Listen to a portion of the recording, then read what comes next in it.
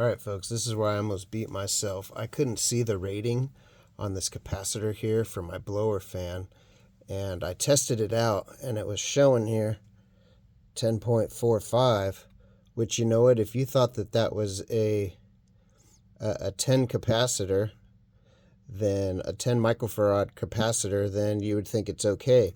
But I actually had to go and take it out to see that it actually was a 12.5. There you go, right? It was a 12.5. So I had to go and take it out of the furnace, which required that I slide the wheel out to get to it. So I almost whooped myself on that one because I thought it was right. What I'm trying to diagnose right now is a short cycling fan.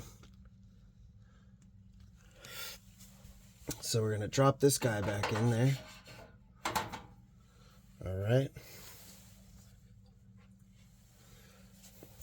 And had I not taken it out, I wouldn't know. I would have thought it was all right, and who knows, it would have been some other situation, right, that would have ended up happening. Trying to save myself from calling out my buddy, because I like fixing stuff myself and making videos for y'all, right? But I definitely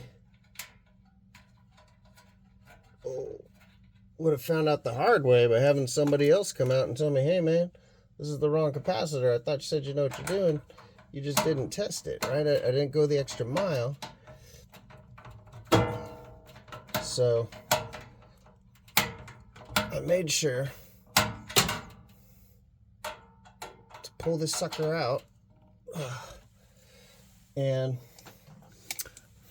what I'm hoping for is a system that's I'm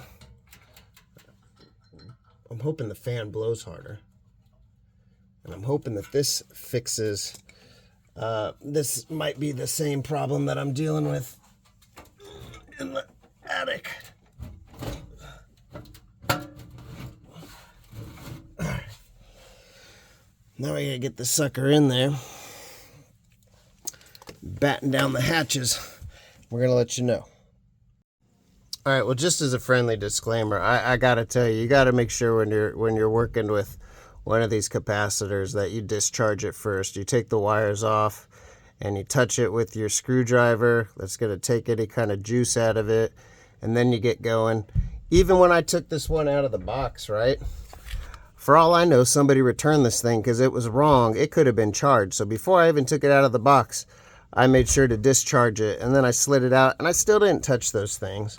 I never have touched them, but now we got the blower wheel back inside of this old Goodman furnace, and we're gonna just get it back together, and then I'll know if it hits 7 to 12 minutes and keeps going, then I fixed my problem. Maybe I'll even be able to hear it if it's got more power. But the symptom was it would run 7 to 10 minutes, and then it would turn off for 1 minute.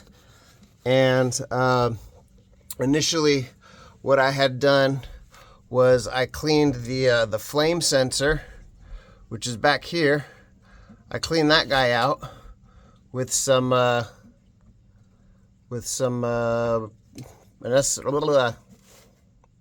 steel wool, haha. And then my flame sensor back here in the back, I replaced that too. That was a 160 degree flame sensor with a 30 degree drop, high temp sensor.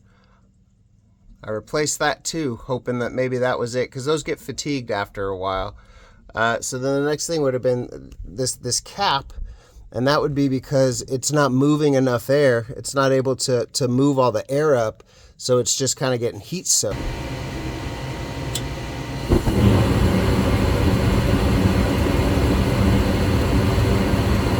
See what happens after 10 minutes.